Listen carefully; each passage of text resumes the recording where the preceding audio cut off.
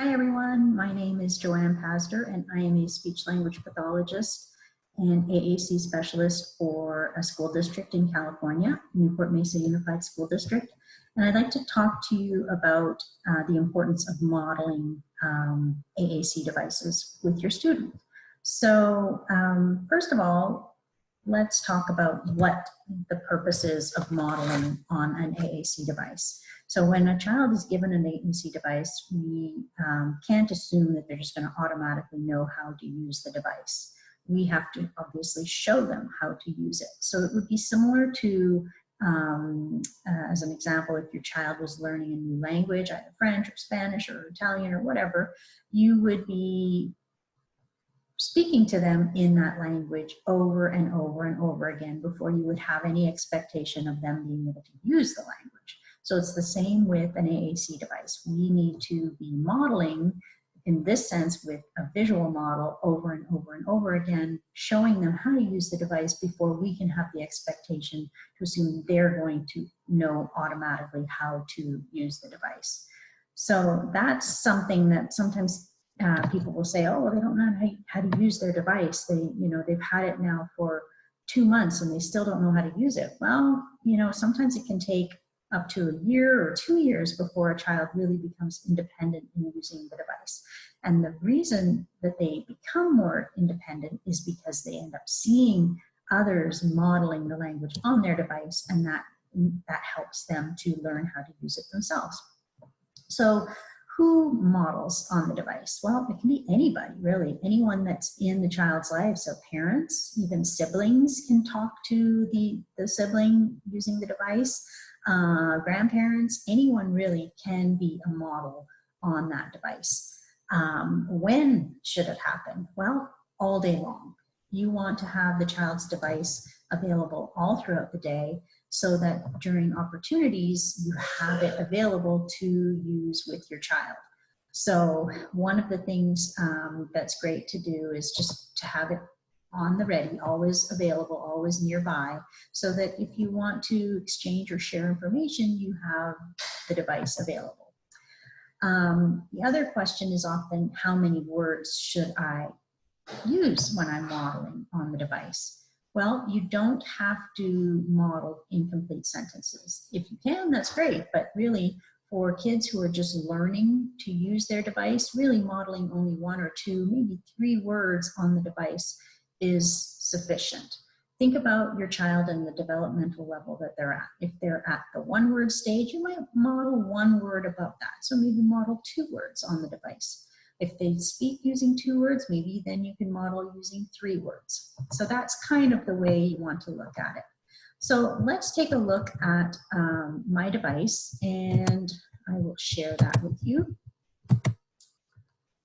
And we'll take a look at how that's done. Give me a second.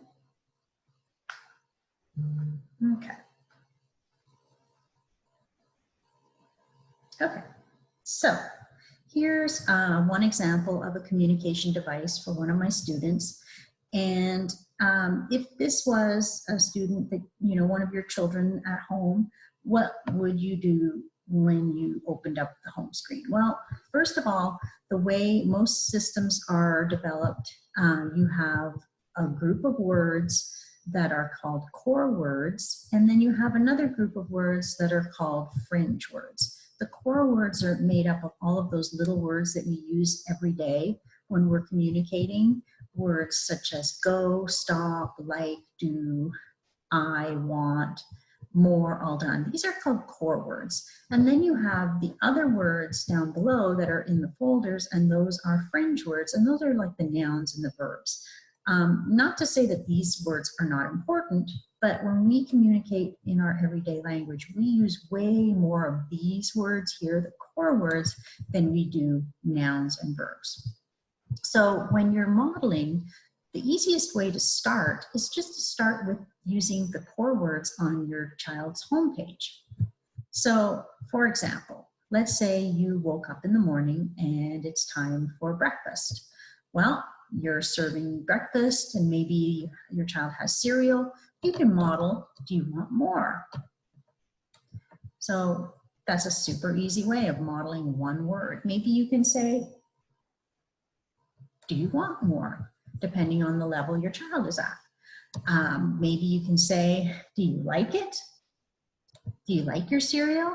Do you want more? Or maybe you're all done. So right there, you have 1, 2, 3, 4 words that you can easily continue to exchange and to have conversation with your child. Then maybe it's the end of breakfast and it's time to move on. So you can say, okay, now, hey, it's time to go brush your teeth. So you can model go, use that word, time to go brush your teeth.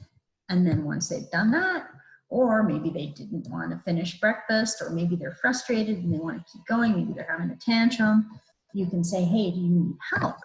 What's going on? Do you need help? Again, really crucial words to be able to teach in the moment.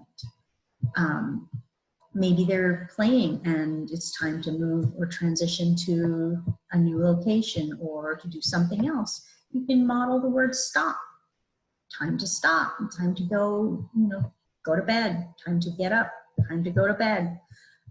So again, these are all ways that you can model throughout the day.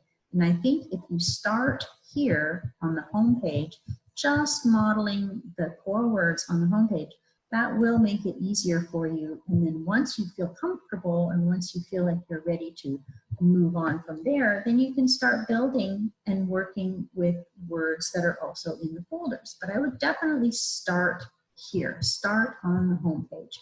And now how much do you have to model throughout the day? Well, I would do it as much as possible. If you've done it once and you've never done it before, that's great. Then maybe the next day you can model a couple more times. The idea is to have the device available all throughout the day, and then gradually it becomes easier and easier to do. At the beginning, it might feel a little bit daunting, but the more you do this, the easier it gets. Once you get to be really comfortable with the home page, you may want to open up some of the folders. So it could be the same thing. Well, hey, it's time to go. Where would we want to go? Maybe we're going to Starbucks. Well, maybe not right now, but these are some of the ideas. Or maybe you want your child to go to the park. You can also say that, depending on what your child has on their device. Maybe there's something that you can focus on in the day. If your child is feeling frustrated, or maybe they're happy, or maybe they're tired. This is a great opportunity to bring out the feelings page and focus on how they're feeling. So maybe you can say, hey, right now looks like you're feeling tired. Great time to be looking at that would be at bedtime, or maybe if they're frustrated or they're getting cranky. It's a great opportunity to bring out that word and that vocabulary. So have fun with this. Start with the home page, start with the core words, gradually introduce some of the fringe words, but don't focus so much on that. Really, this is where the meat of the language is for your child. So give that a go, and good luck to you, and we hope to hear from you soon. Take care.